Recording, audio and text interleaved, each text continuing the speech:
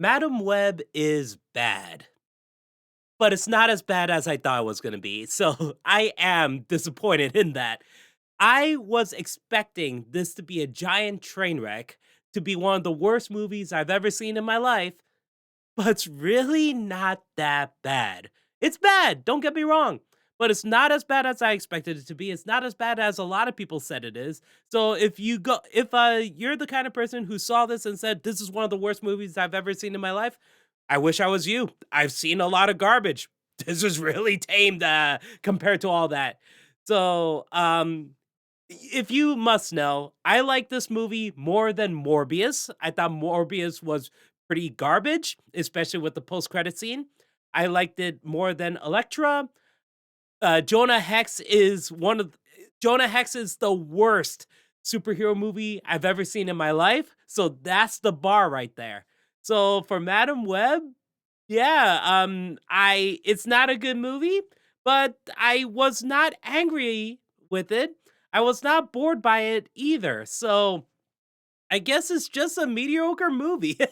And it's fascinating that this movie takes place, the majority of it takes place in the year 2003 because it honestly felt like a Marvel movie that came from 2003. Around that time period, we had Blade Trinity, Daredevil with Ben Affleck, Elektra, even, shortly after Daredevil. So, yeah, we have these terrible Marvel movies and terrible DC movies also. So yeah, it honestly fits right in. It honestly felt like a movie that came out 20 years ago. So because of that, I was not mad. I was honestly just fascinated with it. And I gotta say here, maybe it's because I did see a terrible movie like a couple weeks ago. I saw Expendables 4 for the first time, and that is honestly one of the worst movies I've ever seen in my life. So maybe that's why the bar for this has been raised. Like, okay, this movie is not that bad because I saw Expendables 4. Maybe it's that. And also, maybe it's the fact that I don't really have a connection with these characters. I don't know much about Madam Web or the other three Spider Women. I don't know about Ezekiel. I don't know much about these characters. The only thing I know about Madam Web is what I know from the 1990s anime series I used to watch.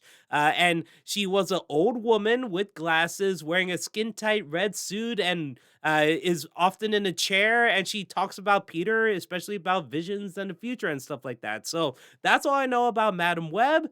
So that's why going into this movie, I kind of had no expectations with this character. I don't know if this movie was faithful to her character. I don't know if it's bastardizing her character. So that's why, with that said, I was not angry. So if you expected an angry rant, I apologize. So again, like I said, it's a terrible movie. I don't recommend it, but it did not piss me off and I was not bored. So I found this to be fascinating. It's not it's bad so bad it's good kind of movie. To me, that kind of movie is like Freddy versus Jason. That's a it's so bad it's good. So this one, nah, it's not that. So I guess it's just mediocre. This is just tame compared to so many garbage films out there.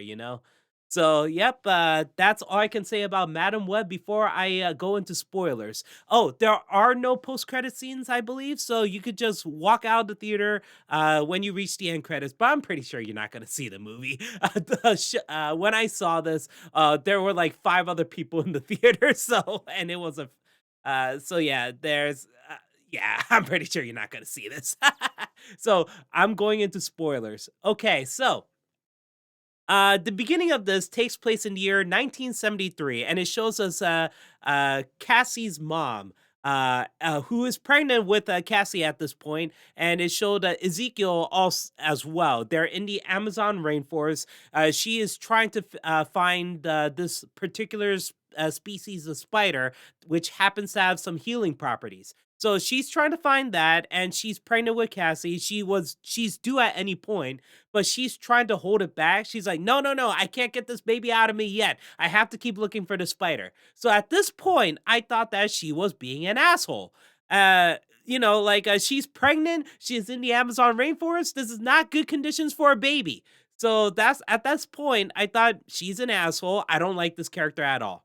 But there's a big reason why she's like this. So I gotta give this movie credit for that. She finds the spider, and Ezekiel starts killing everyone. And he tells Cassie's mom to give up the spider, and she says no. She really needs it. And he shoots her in the struggle, and then he runs away with the spider. And at this point, this is like 6 minutes in, we see spider people.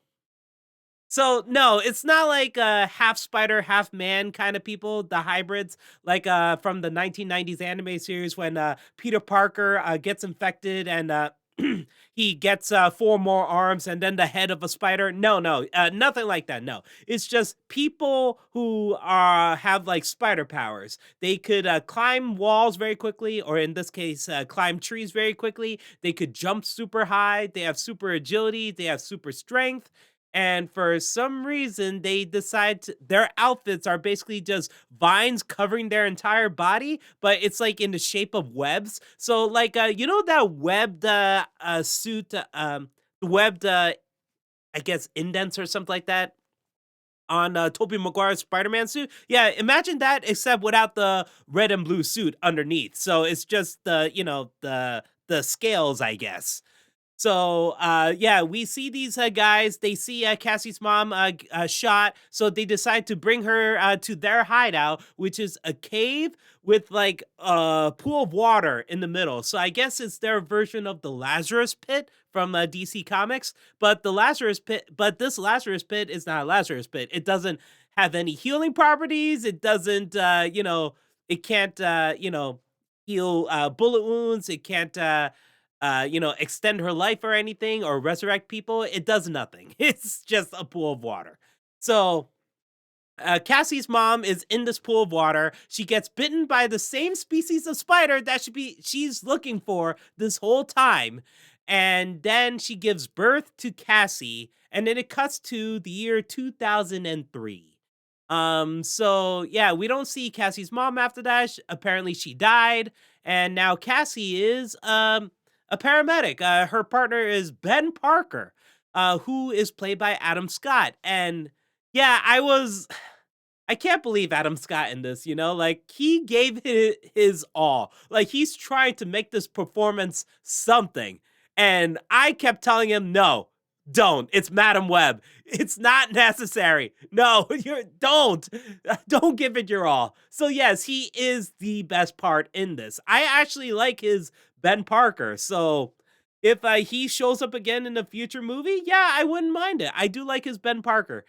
He's like the best actor in the whole movie. So I gotta give him credit. But unfortunately, the movie's not about him. It's about Cassie, played by Dakota Johnson. Here's the thing, I do like Dakota Johnson as an actress. Even in the terrible 50 Shades of Grey movies, I thought she was good. I really liked her in Bad Times at the El Royale, and she's excellent in Suspiria. Yeah, she was also good in that Rebel Wilson movie. I forgot what it's called. It's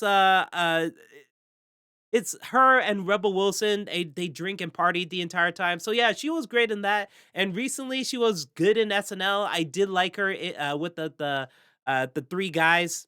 Again, I totally forgot their names now. But yeah, that whole SNL skit was good. So I think Dakota Johnson is a good actress. I don't think she was terrible in this, but my God, she gave it her all. She tried so hard by saying these horrible, horrible lines. The dialogue in this is atrocious, man. Like, my God, it doesn't matter which actor you picked, which actress you picked. They have to say these lines and sound authentic. And my God, she has horrible lines. So I do not blame her that she tried her best and that she sounded terrible. So that's why I don't blame her for this. You know, it doesn't matter which actor, which actress they had, these lines are garbage. And I gotta say this about Dakota Johnson. She works very well with Adam Scott in this. She works very well with the three girls. It's just that every time she's pretty much on her own, that the Cassie actually suffers. Like it honestly sounds like she doesn't give a shit. Like the deadpan tone does work with others, but it doesn't work when she's by herself. When she's trying to figure out the mysteries of Ezekiel and what her mother did in the Amazon rainforest. So it just makes it so hard not to believe in her. So yeah, Dakota Johnson gave it her all, trying to say these horrible lines and sound authentic. So yeah, that's all I can say about Dakota Johnson in this. I thought the three girls did a pretty good job. Like again, terrible dialogue, but I thought Sydney Sweeney and Isabella Merced, and honestly, I keep forgetting her name. I'm sorry. I'm just gonna quickly check. Madam Web, IMDb. Yep, sorry. I am unprofessional at this. Celeste O'Connor, she plays Maddie Franklin. All right, Celeste O'Connor. Okay, and I'll keep the bad guy's name over here. Ezekiel Sims. Yeah, I thought it's Ezekiel's. Okay, so all three girls I thought did a very good job. Um, So it shows Cassie, she's a paramedic. Her partner's Ben Parker. They are trying to transport this injured woman who just happens to be Sydney Sweeney's stepmother.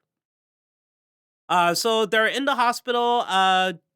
Cassie gets a drawing from Sydney Sweeney's stepbrother, and she doesn't know what to do with it. She really didn't want to take the drawing at first and stuff like that. So Ben Parker said, just put it in your pocket and just throw it away if you don't want it or something like that. So yeah, Cassie's a bit of an asshole in this, but it makes sense because she's been in the foster system. Her mother is dead.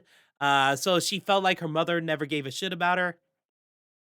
So, and then they have this discussion in the I guess the break room. So they're eating Chinese food and they share fortune cookies, and that's when Ben says that he's actually seeing someone very serious. He doesn't say who it is, and they never show who it is, but you know it's Aunt May. And I'm gonna go back to this point later because this part I'm very confused about, like the decision on why you don't want to show Aunt May for this movie. So later on, we go back to Ezekiel Sims, since now it's 2003, and he looks pretty much the same, even though 30 years have passed. Um, so he meets up with this woman in a play and he has sex with her. And then when he sleeps, he gets these visions of the future. So in this vision, he sees the three Spider Women who are played by Sydney Sweeney, Isabella Merced, and sorry, Celeste O'Connor. So they were kicking his ass, and then they kick him out the window, and then he dies. And he says that he's been getting this vision for a long, long time. I assume that he got this vision as soon as he ran away with the spider. So he told this woman that he just slept with about this dream, and then it turns out that she is a NSA agent.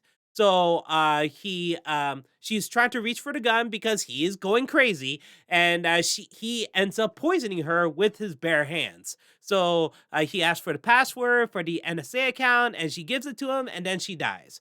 So here's the thing about Ezekiel Sims. I feel bad for this actor. His name is Tahar Rahim. So I assume that English is not his first language. So and I'm okay with that, honestly. That's fine. It's just that every time he talks, it sounds off. It honestly sounds like he was dubbed. Every time he speaks, it sounds like he's dubbed, which is weird because I'm wondering if he actually dubbed himself and it just sounded weird. It honestly sounds like it wasn't in a recording studio. It doesn't sound like it's actually coming out of his body, or he's dubbed by somebody else. And the thing is that it felt like Sony was trying to hire Antonio Banderas, but they couldn't get him, so they just got some other guy. And again, I feel bad for him because I understand you're signing up to be the big bad villain of a Spider-Man movie that just happens to not have Spider-Man. Who wouldn't jump at that at that kind of role, you know? So, yeah, I assume he gave it his all, but again, he sounds like he's dubbed and the dubbing doesn't sound right. So, every time he talks, it just sounds off and it just takes you out of the moment. So, and that doesn't help the fact that this character, Ezekiel Sims, is a terrible villain. He's really nothing in this. Like, he's basically a blank slate. Like, he could have been anybody, and he's just so goddamn boring. The only thing interesting about him is that, um, he has a bootleg Spider Man suit. That's basically it. Yeah, he is not threatening at all, and he doesn't really have that many cool action sequences also. So yeah, it's so hard to even like him as a villain. He's just so boring. He ages very well. Like, he doesn't look like he aged 30 years. Maybe it's because of the experiments with the spider, but again, you don't know exactly what happened to him. All you know is that he killed Cassie's mom because he really needs the spider. He knows about the legend of the spider people. He keeps the same exact spider for 30 years in this like aquarium, glass display. I guess you could say it's an aquarium, but there's no water or anything. So yeah, he keeps playing with the spider, and you just assume that he got experimented on or something like that because he does have super strength. He has a high agility. He can jump very high. The and he happens to have poison touch. So every time he touches things, he just spreads poison throughout the body, and it eventually kills the victim.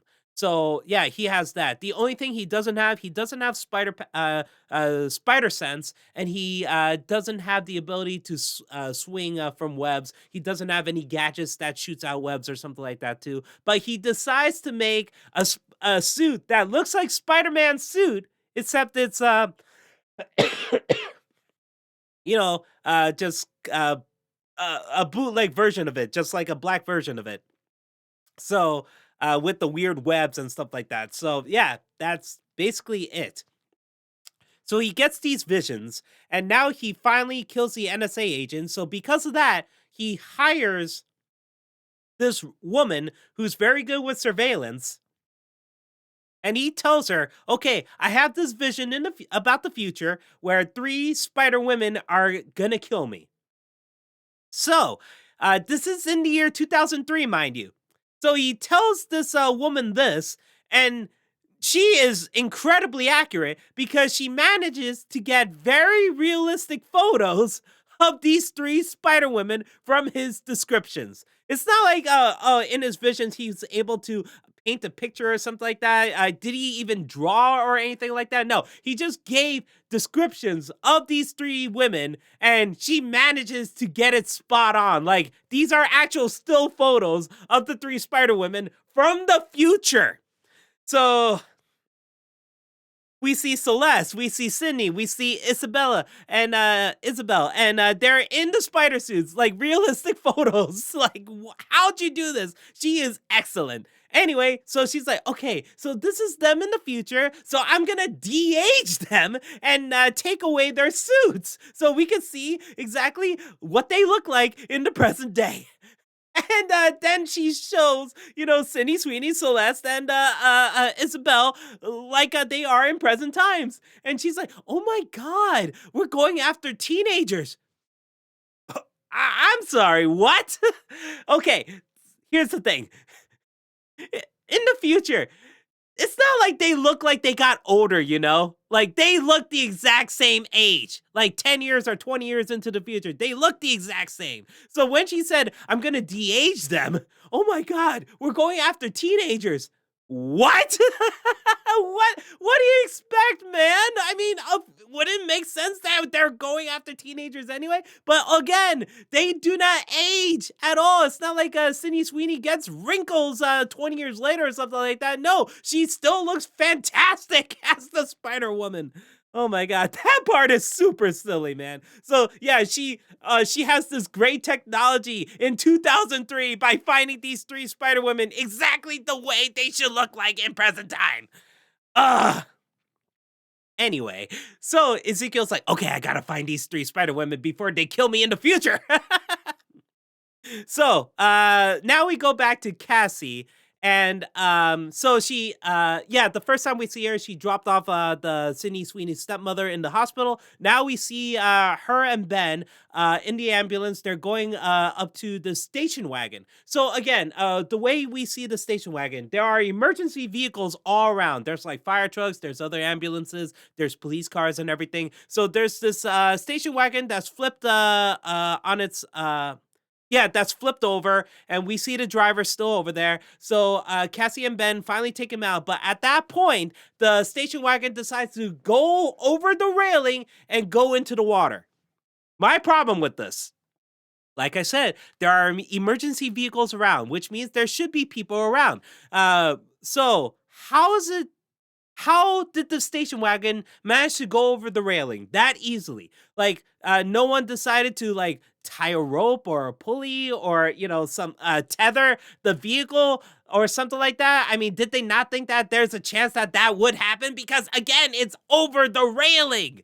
Ugh. So the police officers did not do their job. The other ambulance workers did not do their jobs, and the firefighters did not even do their jobs. So yeah, the fact that this situation could have been avoided. But they're like, no, no, no, no, it's 2003. We got to make people look very incompetent. So yeah, no one's helping out. These two paramedics tried to get this guy off a freaking car that's flipped upside down and going over a railing. Yeah, of course. So Cassie's in the car. They hit the water, and then she wakes up and she sees these visions in the water. So it's kind of like she sees a spider web in the water, and then it's showing her events from the future and stuff like that. And she hears voices from the future and the past too. So then she gets revived by Ben. And then when they go to the back of the ambulance, Ben was checking up her pulse and her oxygen level. So Ben told her her oxygen level and her heart rate and her blood pressure as well. And then all of a sudden, everything restarts again. So Ben had tells her the details again, and Cassie's like, "Wait, you already told me this. Is this a prank or something like that?" So she knows at this point something is off because she just had deja vu. So later on, it shows her in her apartment, and oh, I forgot to mention that the she actually knows the three girls. So Celeste is the skateboarder who almost got hit by her by the ambulance in the beginning of the movie, and then it shows Sydney Sweeney at the hospital, and it shows Isabel in the same living in the same apartment as Cassie. So okay, so now we go back to the present. Um, so Cassie's in her apartment. She was making popcorn in the microwave, and she gets this vision of her trying to grab the popcorn, but the glass disc falls and gets broken, and then a bird tries to crash into her window and dies. So then she goes to the window, opens the window, and then that same bird is alive. Because of that, and then the bird flies out the window. So she again is like, "Oh my god, I just had deja vu." So after this, she goes to this party in Queens, which is hosted by Ben for Mary Parker's baby shower. So yes, Mary Parker is in this movie, and she's played by Emma Roberts, out of all people. Emma Roberts. Okay, I'm not against her. I think she's a good actress. It's just the fact that Emma Roberts is playing Mary Parker in a Spider-Man movie that doesn't have Spider-Man. She said yes to this. I felt like this role could have been played by an unknown. Like it could have been some other person. But no, you had to pick Emma Roberts out of all people for this movie. So I that was just jarring to me. So we see pregnant Emma Roberts. So yes, she is pregnant with Peter Parker at this point, and they have the baby shower. They are, and at okay, I forgot at the baby shower. So the first thing we see is Mike Epps grilling burgers. Micah Epps is in this movie, and I was shocked. I'm like, why? Why are you in this movie? Like, I hope you get paid very well. Yeah, Mike Epps is in this movie. He says hi. He's grilling burgers, and yeah, and then we get to the baby shower games, and Mary is asking people, "Okay, can you guess the name of my baby?" So when she gets to Cassie, then all of a sudden the whole thing restarts again. And then Cassie said, "Wait, didn't we do this already?" And everyone looked at her weird. So she's like, "Oh my god, what the hell's going on with me?" So it turns at that point, Cassie, Ben, and Mike Epps, they get the distress call about injured people at this warehouse. So they get in the ambulances, they go all the way over there, and then Cassie is trying to do CPR on this one guy. And then she tells Ben Parker to check up something on one of the patients that they're trying to bring out to the ambulance. And then she sees Mike Epps trying to go inside the building and having a discussion with other people too. So at this point, she's getting the vision that Mike Epps is dying. So when she sees the body of the man she's trying to perform CPR on, it switches to Mike Epps, and she keeps seeing blood on her hands. So the vision keeps repeating itself over and over and over and over again. So at this point, she's like, oh my God, something bad is going to happen to Mike Epps. So she tells Mike Epps, please do not get in that ambulance. I'm pretty sure something is going to go wrong. So he's thinking that she's traumatized or something like that because she did fall into the water earlier. So he thinks everything's going to be fine. So he drives off in the ambulance and then gets hit by the truck and then he dies. So yeah, Mike Epps says hello, then 5 minutes later, he's dead. I can't believe it, man. I hope he got paid very well because why? Why would you be in this movie, man? Oh man, couldn't he play somebody else? Couldn't why not Robbie from the Daily Bugle, or somebody? I mean, you just played this random guy who I'm pretty sure is not significant in the comics or anything. Just guy made up for this movie, I'm pretty sure, and then just dies in 5 minutes. I mean, come on, man. That's like Jimmy Olsen dying in Batman v Superman. Like, hello, I'm Jimmy Olsen, dead. Listen, I love Batman v Superman, okay, but I gotta admit that shit was funny. Okay, so yeah, Mike Epps is dead. Dakota Johnson. Cassie is upset about all this, so she's in her hospital moping. And then Ben Parker called her, and he said that there's going to be a funeral in Poughkeepsie for Mike Epps. So she decides to go to Grand Central and get a ticket for the train for to Poughkeepsie. So okay. I assume this whole thing takes place in the same day. So, okay. So she goes to Grand Central in Poughkeepsie to go to Poughkeepsie. And then at the same time, the three future Spider Women just happen to be on the exact same train in the same train car. So they meet, all four of them meet up in this train car. And Cassie is getting these visions of each and every single one of these girls getting killed by Ezekiel.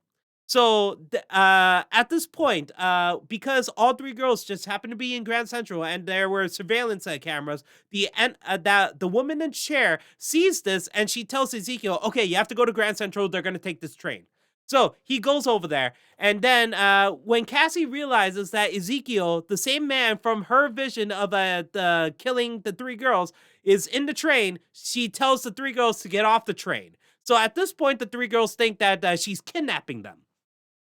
So Ezekiel is on the train, and then he somehow quickly changes into the bootleg Spider-Man suit. Like, they don't show him putting him on. They don't show him throwing, ripping off his business suit or something like that. He just happens to have that bootleg Spider-Man suit. So we see him chasing down the four women, and because the three girls said to the police that Cassie is kidnapping them, they all thought that, okay, she is actually kidnapping them. But at this point, Ezekiel decides to kill all the cops. So yeah, I think there were like 8 to 10 cops in this whole train sequence, Grand Central sequence. So it shows Ezekiel picking off each and every single one of these cops. And again, he has poison touch. Okay, he has poison touch. He has super agility, and he has super strength as well. Here's the thing, though: the four girls could barely move. Like they're stuck in one location, and there's all these cops around them, like 8 to 10 cops. And Ezekiel has all these abilities. For and here's the thing, all he wants to do is kill them. He doesn't care if there are witnesses around. He doesn't care. He just wants to kill them. That's his own goal. He's the Terminator in this. So so he picks off all the police officers, but couldn't get to the girls at all. And it's not like the girls were, defending themselves or something like that. No, they are slowly trying to get away. Slowly. They don't have any weapons. I guess Celeste has a skateboard, but she never used it against him anyway. So yeah, Ezekiel just couldn't get to them, even though he has poison touch and stuff like that. And yeah, so Ezekiel sucks. Anyway, so the four women happen to go to the surface, and they hijack a taxi, and then they drive off into the woods.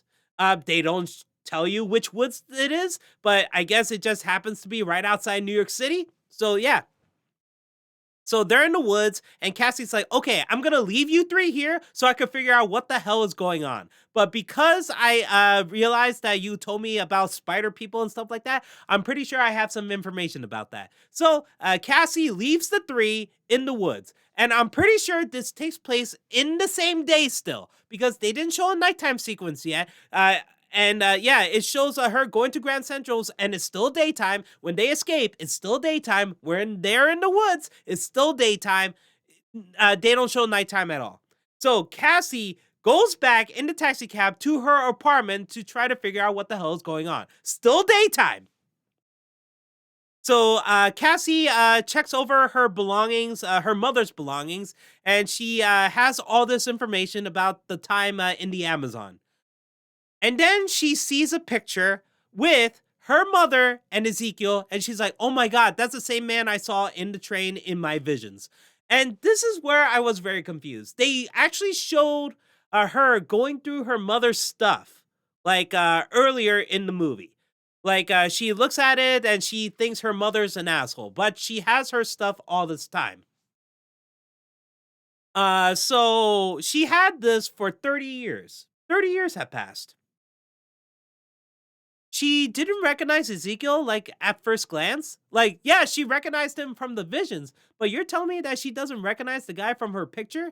Especially since she had her mother's belongings the entire time, and it's the only picture that's in there of her mother and some other guy? Like, she couldn't instantly recognize him, especially for 30 years? I don't know. I find that unbelievable to me. So, yeah, she's like, oh my God, that's the same man. That's all she needed to know.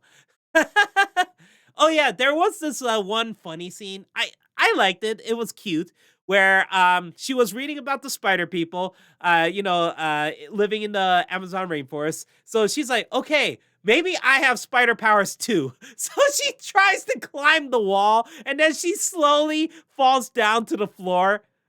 I thought that was adorable. That was really adorable. And I think that was the only bit of humor that actually worked through for the movie for me. So yeah.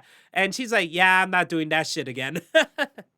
So Cassie's done with her mother's belongings. And then it cuts to the three girls in the woods. Still daytime. So maybe I did miss something. Maybe it takes place the next day, but from what I can tell, I'm pretty sure that this all takes place within the same day, because again, they didn't show nighttime or anything like that. So the three girls are very hungry. They want to go to this diner, and because they passed the diner, which is what one girl said is half a mile down the road. Half a mile. That's what she said.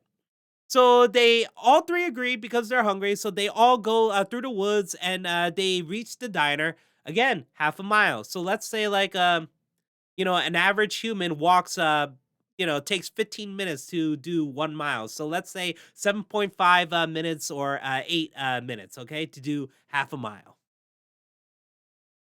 Okay, so they go through the woods, they reach the diner, and because Celeste is rich, they just order anything they want, basically.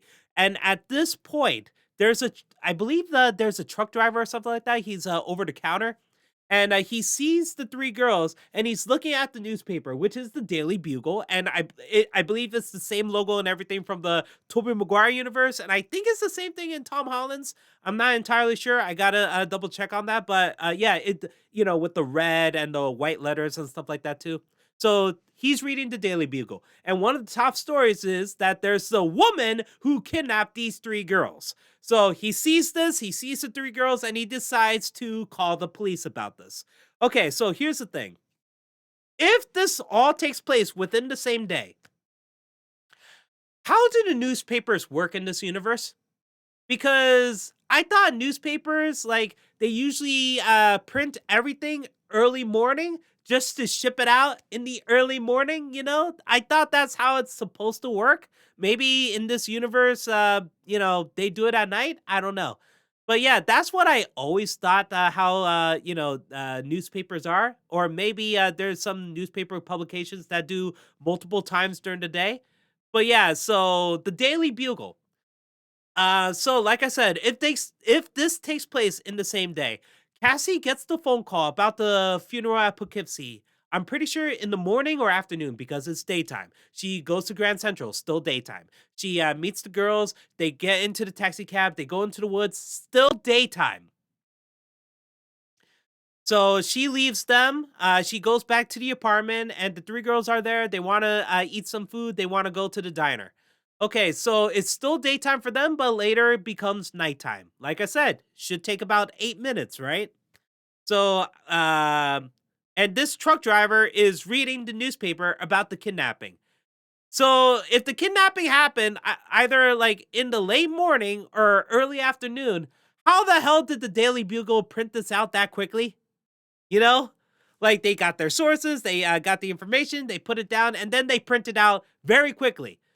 Again, prove me wrong. Write down in the comments. Do newspaper publications they send out a newspaper like multiple times during the day? Are there some that do it at night, or do all of them do it in the morning? Because this is supposed to be New York. I'm pretty sure the Daily News, the New York Times, New York Post, and all that stuff, they always ship it out early morning. That's what I always thought. So prove me wrong. Maybe it's because of this universe rules, or maybe I don't know how newspapers work, but I'm pretty sure that they ship it out in the early morning. So that's why I'm saying if this all takes place within the same day, it makes no sense. Maybe I missed the line where they said, oh, this is the next morning, but we saw Cassie at the apartment. Did she decide to just sleep at her apartment and then meet up with the girls the next day? I don't think so. So that's why it makes no sense with the timing. Okay. So, the girls are at the diner. The truck driver called, and the woman in the chair heard the 911 call. And then Ezekiel pretended to be 911, saying, "Oh, I'm being dispatched there.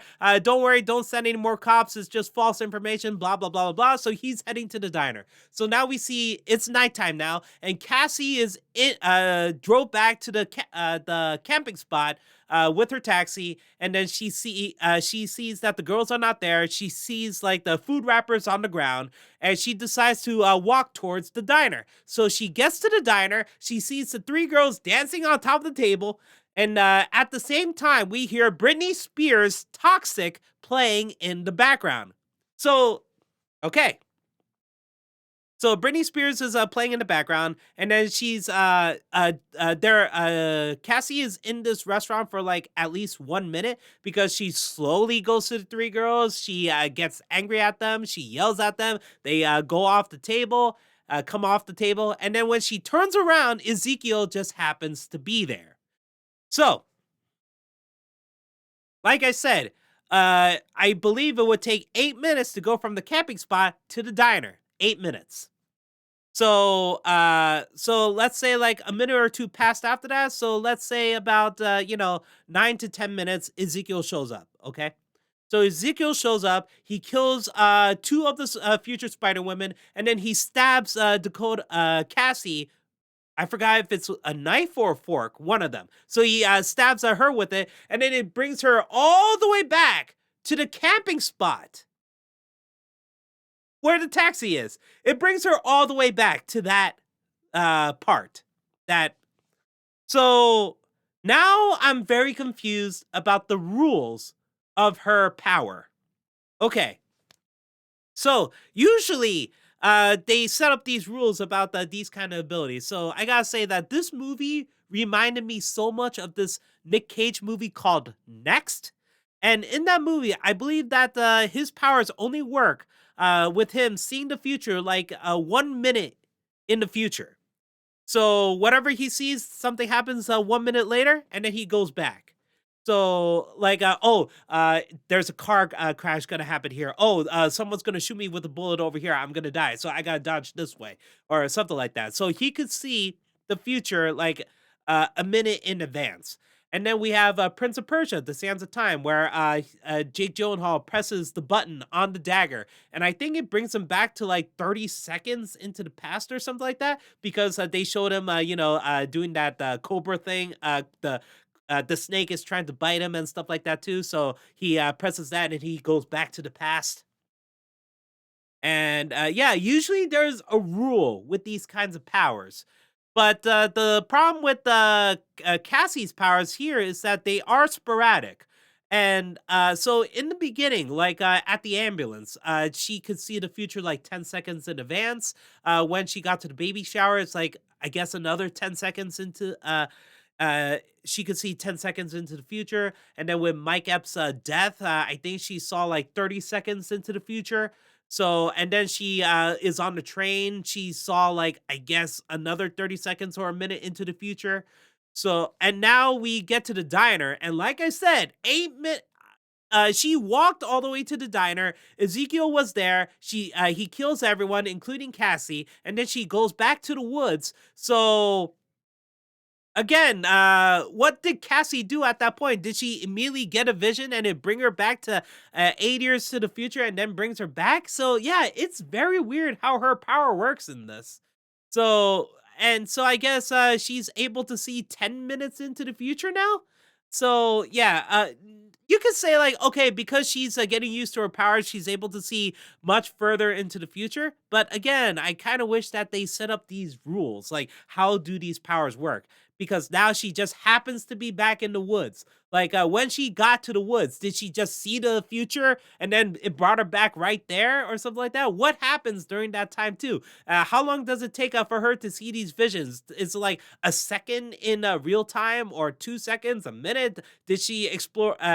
See everything in real time or something like that? Like, how do these powers work, man?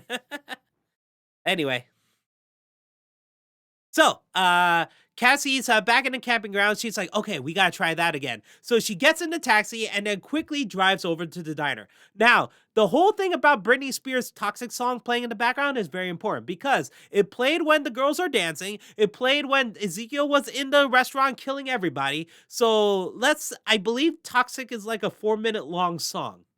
So Cassie gets into her taxi, starts playing the radio, and it just happens to play Britney Spears' Toxic in her car, and at the same time it's playing in the diner. So, in the diner, the girls are like, "Oh, there are these cute boys. Let's dance on top of the table and stuff like that." While Britney Spears' "Toxic" is playing in the background, and Cassie is driving like a mad woman. She is trying to pass this truck and stuff like that. She almost killed herself too. So again, while Britney Spears' "Toxic" is playing in the background. So Ezekiel shows up. He's about to go after the three girls. Cassie is still not there yet, and then Cassie smashes him with the taxi cab. So the three girls escaped with Cassie, and Ezekiel got injured from getting hit by the taxi cab. Again, while Britney Spears' Toxic is playing in the background. So again, like I said, it took 8 minutes to walk from there to there. And when Cassie got there, Toxic was still playing. So yeah, maybe there was an excuse like, okay, the radio announcer's like, okay, we like the song, we gotta play it again, so we play it on a loop or something like that. That's a problem. I'm thinking too hard about this. Like the timing makes no sense, Like Britney Spears has to play for this part. It has to. But the timing again makes no sense. Anyway, math. So, now Cassie is in the motel. She got the three girls safe, but at this point, it seemed like she's going to abandon them because she really doesn't want to deal with this. She wanted to bring them to their parents, but Sydney Sweeney's parents aren't available, and Celeste O'Connor's parents aren't available because they're in China and they think she's a problem child. And Isabella's father got deported, and her mother died when she was little. So she was living all by herself in the apartment. So, in a way, that kind of reminded me of a movie she did. I think it's called Instant Family. I did like that one, the one with Rose Byrne and Mark Wahlberg. I recommend it. And she was Isabel was excellent in that movie. Cassie decides to leave the motel and she wants to find out more information about Ezekiel. So she decides to go back to the diner where all the chaos happened. And I guess there are no cops around or anything. They just put caution tape and stuff like that. So she goes inside, and it's a very, very weird scene because she talks with Ezekiel at the diner. But it looks like a dream sequence, which I guess it is, but makes no sense though. Like, was Ezekiel waiting for someone to come back to the diner? Like, did he expect Cassie to come back to the diner? Like, it's very weird. And also because it's all hazy and stuff like that, and it keeps showing him in and out of the bootleg Spider-Man suit while talking to her and stuff like that. So he's explaining to her why he has to kill the three of them, why he had to kill her mother, and all that stuff. And yeah, it's a very weird scene. And then it brings her back to right before she left the motel. So how did she talk with Ezekiel? Like, did she again, it the powers make no sense at this point. And did again is Ezekiel because she decides not to go to the motel, leave the motel at this point? Is Ezekiel still at the diner? Was he expecting someone to come to him and he's gonna monologue this villain monologue and stuff like that? So that's why I'm confused. Like, what? How did her vision work and stuff like that? Anyway, so because of this new information, she decides to help out the girls now. So she doesn't want to abandon them, even though she's going to abandon them very soon after anyway. So she wakes up the three girls and shoot, I forgot what was the song. It's from Tiffany. It was recently in the Umbrella Academy. Shoot, I love the song too. Da da da na na na na na na na na na na na. I forgot. I'm sorry. I have a terrible memory. It's a great song. She's teaching them how to do CPR because she Cassie actually got poisoned by Ezekiel at the diner. So she did get poisoned, but it did not really affect her at all. I thought that the poison is gonna go through her body and then eventually make her blind. That's what I thought was gonna happen. But no, the poison lasted like 5 minutes and then it just goes away because he gave her such a small dose. So he's like, okay, he has this ability to give neurotoxin to people through his bare hands. So what you have to do, if you don't get enough of it, just keep doing the CPR. So she teaches the girls how to do CPR, and then she's like, okay, I can't protect you. I have to find out more information about Ezekiel and what my mother did in the Amazon rainforest. So I'm gonna leave you with Ben Parker. So poor Ben, man. So Ben knows about Cassie kidnapping the three women. He knows about the weird visions that he she keeps talking about. So she would seem nuts to him at this point, but he's like, "Nah, I believe in you. I'm gonna take care of the girls. These three strangers." Oh my god. So yeah, poor Ben. He has such a good heart. I hope he doesn't die. I'm sorry. Oh, I forgot to mention, in the beginning of the movie when, they're in the ambulance, Ben said that he doesn't wanna get shot, and, I think the line was, "Oh, you, never got shot at in Queens?" That's what Cassie said to Ben. Oh my god, this dialogue, man. So anyway, um, now Cassie goes to Peru, and she's going to the same rainforest that her mother was, trying to find a spider. But now she's trying to figure out what's going on herself. And when she got there, she meets up with the same spider person that took care of her mother 30 years ago. Yeah, he aged very well. So, and he just happens to not wear the same spider vines and stuff like that. He's just wearing regular casual clothes, you know? So it's whatever. Anyway, so he's like, "Yay, I promised your mother that I would take help you out when you come back again." Yeah, I want to know the history because, she's been in the foster system. And so these spider people, they're like, okay, I'm going to bring her back to New York. Like, how did they bring her back to New York? Through a plane or something like that? Or was the foster system set in Peru at that time and she manages to come back to New York? Like, again, she was born in Peru. She's not a US citizen. Okay. So I wonder how this whole thing works. Anyway, or did they fabricate her documents and stuff like that, you know? I don't know, man. See, it makes you think so much more about this film. Anyway, so he brings her to the same pit, and he does the same thing that the Ancient One did to Doctor Strange in the first Doctor Strange movie, where she pushes his astral form out of his body and have that experience. So yeah, he did the exact same thing to her. He pushed the astral form out of her body, which goes into the water, and she sees visions from the past. So she's basically seeing her mother's death in third person. So she's able to witness this, and then she goes back even further back in time when her mother was talking to a doctor. Now, I totally forgot what illness they're talking about. I'm not sure if it's scoliosis or something like that or something else. I totally forgot what the disease is. But the doctor says that her baby is not healthy, that Cassie is not healthy. So Cassie never knew about this, and this is why her Cassie's mom wants to go to the rainforest because she heard about a spider that has healing properties. So that's why she went to the Amazon rainforest to try to find a spider so she could make sure that Cassie will be born healthy. So this was all for Cassie. So I gotta give this movie credit for giving us an explanation on why Cassie's mom seemed like an asshole in the beginning of the movie. So she did care about her baby. She just doesn't want her baby to be sick or anything like that. So I guess I have to give this movie credit for that. Now you could say that it's still stupid of her to do this or something like that, but you know what? If a parent wants to take care of their child and they're willing to do anything, I'm fine with it. So for this movie, I guess it's okay.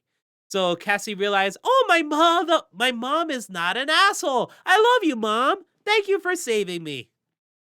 So yeah, and I gotta say it's very funny because yes, I know Cassie's mom had a strict time limit because Cassie is due at any point. But here's the thing: she heard about this spider having healing properties. How are you gonna do that? What are you gonna do? Are you just gonna be bitten by the spider and just hope that it all works? Like, were you trying to get the venom out of the spider? Like, what were you gonna do with the spider anyway? And also Ezekiel, man, you just need that spider, right? Couldn't you just wait a little bit until, Cassie's mom is done? Or, why don't you just find more of the same species? I highly doubt there was one spider. Oh, wait, turns out there were multiple because Cassie's mom gets bitten by the same species of spider. So Ezekiel is a dumbass. All you had to do was wait. All you had to do was wait. He didn't have to kill all those people, you know? I mean, he didn't I don't think he ever said that he had a strict time limit. All he said is that he was searching for the spider his whole life. It's not like he said, "Oh, I'm going to die in like 1 day, so I really need this spider," or something like that. He didn't say anything like that. All he said is he was trying to find a spider his whole life. That's it. So all Ezekiel had to do was just wait.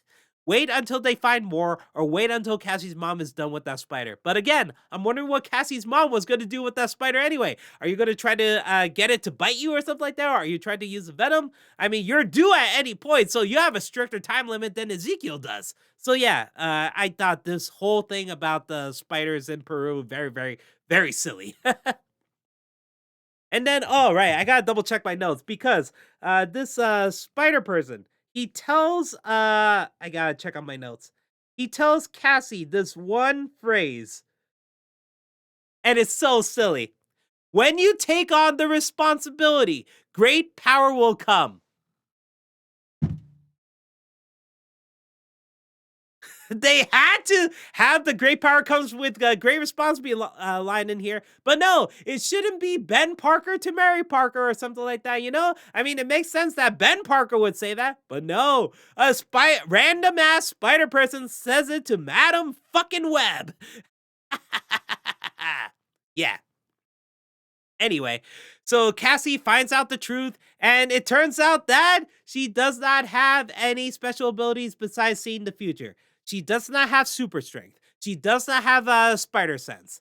Well, I guess in a way she has spider sense because she could see the future. So I guess that counts.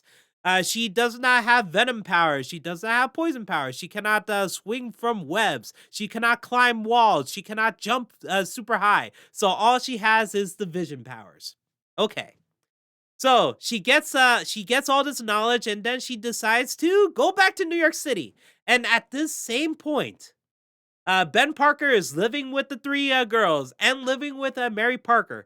And Mary Parker's water just broke. So at this point, they're like, okay, we gotta call an ambulance. Ah, too late for the ambulance. Okay, we gotta go straight to the hospital. So all five of them go inside Ben Parker's car, which looks very similar to the one from Tobey Maguire's Spider-Man movie. You know, the same one that we've seen in the Evil Dead movies and all that stuff. So yeah, it looks similar.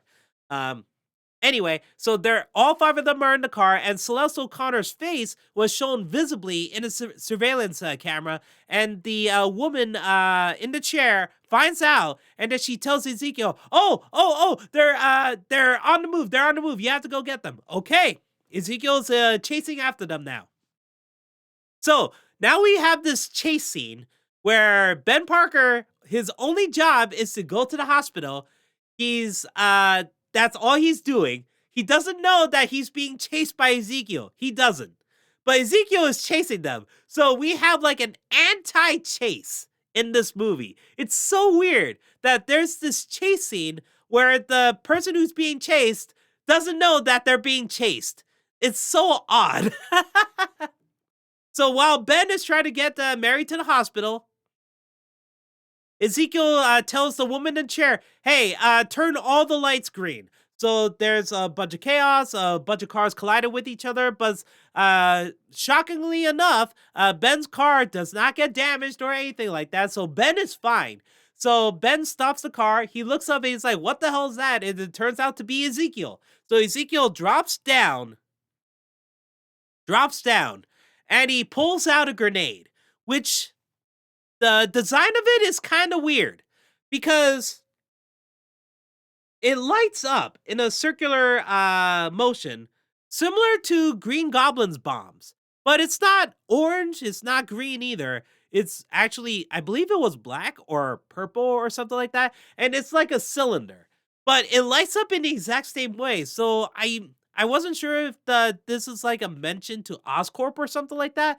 But yeah, that's the thing. We don't know about Ezekiel. Like, how did he get rich or something like that? Did he steal money? Did he make good stock investments? Is he in charge of Oscorp or something like that? Is he part of Oscorp or whatever? We know nothing about how he got his money and how he happened to be in New York City at the time, you know? So he pulls out this grenade and he's about to use it on the five people and kill them all.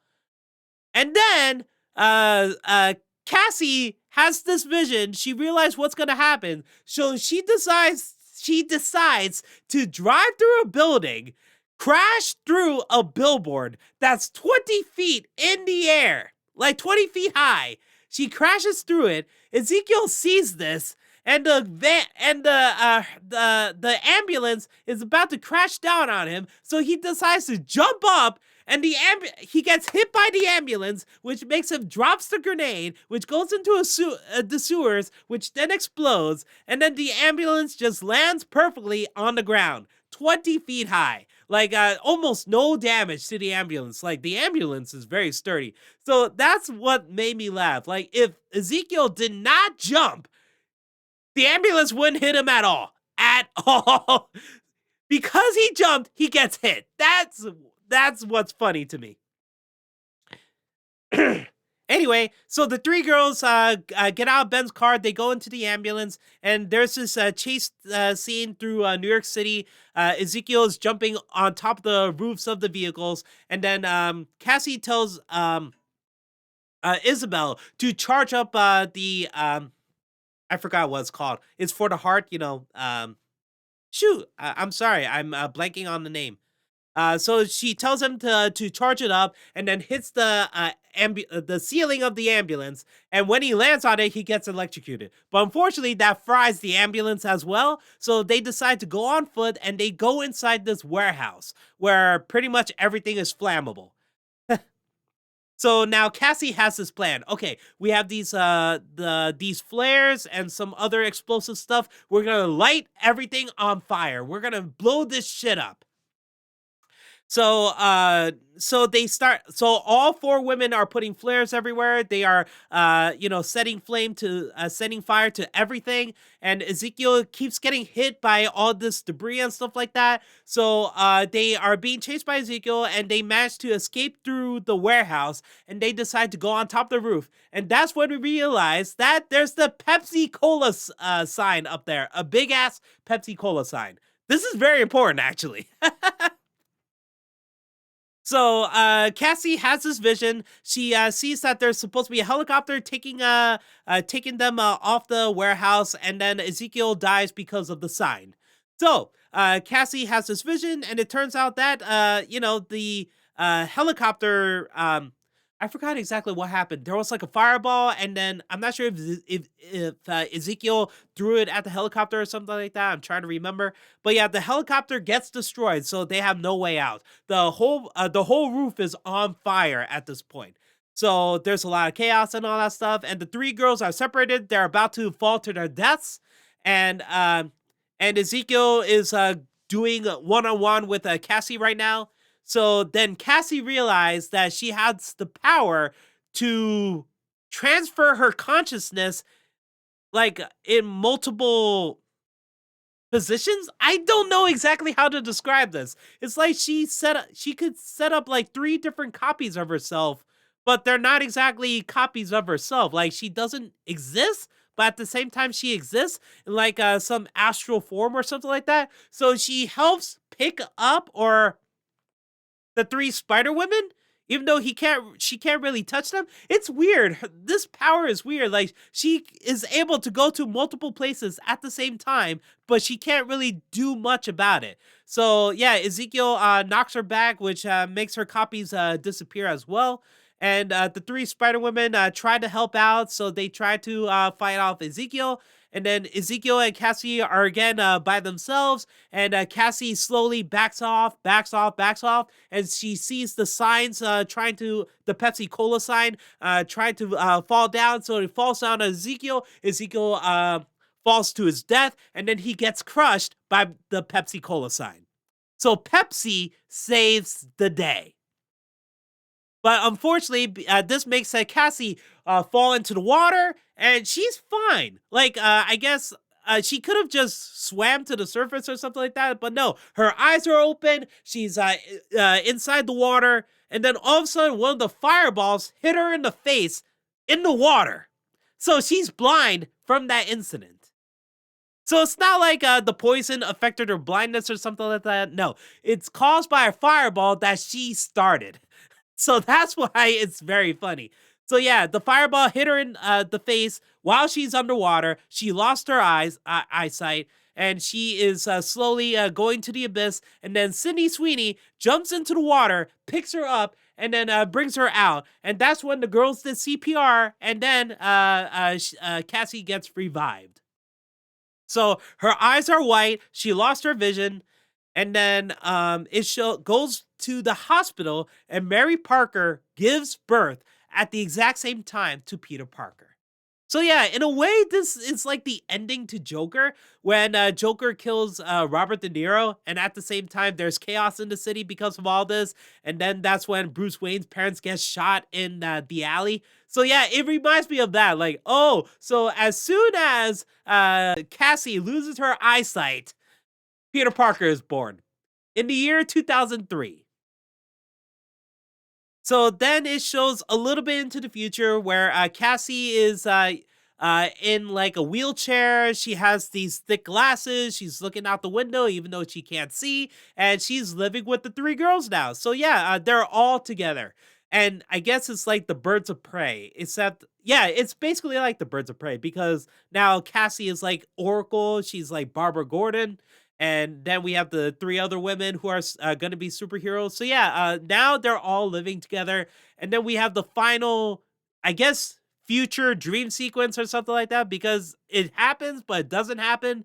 So we see the three future Spider Women kicking ass, and then we see Cassie in the Madam Web suit, in the skin tight red suit with the gloves, and she's playing with the same spider that Ezekiel has in his mansion, and she wears the glasses and she has the red lipstick, and then cut to credits. So you're probably asking, how long were these women in the spider suits? 40 seconds. About 40 seconds. I remember someone in the comments said about 3 minutes. Nah. Nah, it was not that long. But some people said it was for 3 seconds. Nah, it was not that short. But it is 40 seconds. The first 30 seconds was in the first dream sequence that Ezekiel had in the beginning of the movie. The last 10 seconds were at the end. Yeah, you have these talented actresses dress up in these spider suits, and you only have them in them for 40 fucking seconds. What the fuck? I'm sorry, I could not believe it. Like, you have Sydney Sweeney in a skin-tight spider suit, and you only use her for up to 40 seconds? Are you kidding me, man? Oh, man. I mean, that's why a lot of men and women were interested in Sydney Sweeney in this skin-tight Spider-Woman suit. And you and here's the thing too, like, because these are like dream sequences, that they are covered in like yellow shit. Like it's like smeared with yellow Vaseline, you know? It just looked horrible. I don't know why you would do that, man. These visual effects artists, these suit makers, they spend time trying to make these scenes. You have this action coordinator as well, having these women try to look badass, but you decide to smear this yellow bullshit all over these sequences, and also have these quick editing cuts. Like, you really ruined these sequences, man. I mean, the higher ups have to be fired for thinking like this. Like, why? Like, the main reason why people want to see this is to see these women kick ass in these spider suits, but no, you just make it look horrible. Like, the script writers are bad, and whoever made the decisions, these stupid decisions, yeah, you're horrible. I feel bad for these talented actresses and actors because I'm pretty sure when they signed up, they really thought that they're going to be part of the MCU. Seriously, like, why else would you want to do this? Like, Dakota Johnson didn't even have to do this. Like, she's talented enough to work on other movies like The Bad Times at the El Royale or Suspiria, you know? But no, she's in fucking Madam Web. Sydney Sweeney, her career is taken off. I guess she could say yes to anything. At least she got a good hit from Sony, I believe. I think it's called no, it's not No Hard Feelings. I forgot what it was. It's the one with Glenn Powell. So yeah, she has that going well for her. Isabel Merced, she did very well in her movies, and she recently got casted as Dina for The Last of Us Part 2. So yeah, all these talented actors and actresses in this Madam Web movie. Like, Sony, why would you make this movie? It makes no sense. When you were gonna make the Sinister Six, at least I can understand why you would do that. That makes more sense to me. But no, you decide to do Morbius. You decide to do Craven. You decide to do Madam Web. Madam Web? It makes no sense why you would do, if you're gonna make a movie based on a spin-off movie, based on a Spider-Man character. Why didn't you do Spider-Gwen? Why didn't you do Gwen Stacy? It makes sense because, after Spider-Man Into the Spider-Verse was a hit, and also she got those comics with the Gwenpool and Spider-Gwen, Ghost Spider, and all that stuff. Why didn't you do Gwen Stacy? That would make a lot more sense. But instead, you make a movie based on Madam Web, which a lot of people know is an old woman with glasses in a red skin tight suit in a wheelchair. Or a chair, or a regular chair, or something like that, Talking to Peter Parker the whole time. You wanna make a movie based on her. Really. And again, like, when I first heard they're making a Madam Web movie, out of all actresses, I thought they're gonna pick, like, Helen Mirren, because it makes sense. She's an old woman, and Helen Mirren is a great actress. I thought if you're gonna cast, someone as, Madam Web, you would pick, Helen Mirren. But no, you decide to make her younger and pick Dakota Johnson. So, yeah, it's just all these decisions make no sense. But it didn't make me mad. Honestly, it was just a fascinating movie because of that. It's a bad movie, but it was entertaining for me because of all the terrible decisions this movie made. And here's the thing. This movie had a great idea, a fantastic idea. So, what is it about? So, you have a movie about a woman who gets visions of the future, and it's about these three women who are getting killed by this serial killer. And this serial killer had visions of them killing him in the future. So that's why he wants to kill them now. So it's basically Next with a bit of Terminator. Great idea. Really great idea. We just didn't want it in a Spider-Man movie that happens to not have Spider-Man. I guess actually, you know what? I'll give this movie credit. It has Spider-Man. Peter Parker is in this movie. He's just not Spider-Man. He's a baby. So at least I'll give this movie credit that Spider-Man does exist in this universe. It's just, not Spider-Man. And here's the weird thing, because I remember reading a report that this has nothing to do with any of the Spider-Men. Nothing to do with Tobey Maguire, nothing to do with Andrew Garfield, and nothing to do with Tom Holland. That is its own universe. But it's weird because, one, the majority of this movie takes place in the year 2003. That's when Peter Parker is born. This Peter Parker is born. You never show Aunt May at all. You mention her, but never show her. So that got me thinking, is this supposed to be Tom Holland? Because it makes sense. He's born in 2003. When Civil War finally comes out, which is the year 2016, he should be 13 at that point. So it makes sense for him to be, fighting the Avengers, So yeah, I think the timing makes sense. And I believe this movie takes place during the summer because everyone's wearing t-shirts and stuff like that. And I think Tom Holland's Spider-Man was born in August. So yeah, it makes sense. We finally see Ben Parker in this. We don't see Aunt May at all. We see Mary Parker instead. So yeah, I felt like this movie was originally supposed to be about Tom Holland, Spider-Man. And it makes sense because we never see Ben Parker in those movies. So there we go. Like, I thought that this movie was supposed to be about Tom Holland's Spider-Man. But now they're saying no, it's its own universe. So why does this movie take place in 2003? Why Peter Parker has to be born in 2003? Why don't you show Aunt May? You could have shown someone who's not Marissa Tomei, You don't have to show a younger version of Marissa Tomei if this is its own universe. But no, because you don't show her, because Peter Parker is born in 2003, yeah, this makes me think it has to be about Tom Holland. But if it isn't, it makes no sense on why you would make this movie. Like, oh, we want to make another movie, another Spider-Man movie that's its own universe. Like Venom, it's not connected with Spider-Man at all until, Spider-Man No Way Home and, now the symbiote is in Tom Holland's universe and stuff like that. So yeah, now it makes No sense what Sony is doing with these Spider-Man properties. Like the only thing I like right now from Sony involving Spider-Man is Spider-Man Beyond the Spider-Verse. Whenever it comes out. Take your time, guys. I don't want it rushed. I just want it good. But now they're making Craven, which is supposed to come out soon, and they're also making Lobo. No, Lobos. I forgot. It's the Bad Bunny. He's supposed to play as this wrestler, which is takes place in the Spider-Man universe, and we don't know exactly which universe that's supposed to be. So yeah, Sony is all over the place with this, and they gotta fucking stop. Just stop. You're wasting everyone's time. You're wasting everyone's talents. That actually pisses me off. Like you have a great idea in here. We just didn't want it in a Spider-Man movie that happens to not have Spider-Man. So if they I just want there another movie with this simple idea. A woman who has visions of the future, she sees these three girls getting killed because of this one serial killer who has visions of them killing him in the future. Great idea. Great idea. I just don't want it in a Spider-Man property at all, okay? And again, I'm not sure if that's faithful to Madam Web in the comics. So if it is faithful, let me know in the comments below, okay? And here's the other thing about Ezekiel, the fact that he's a terrible villain.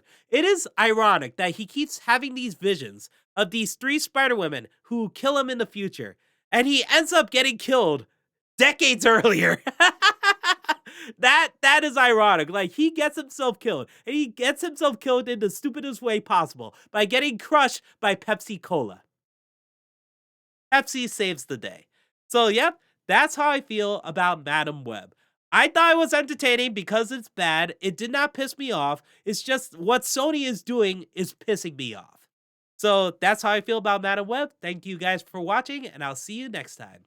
Later.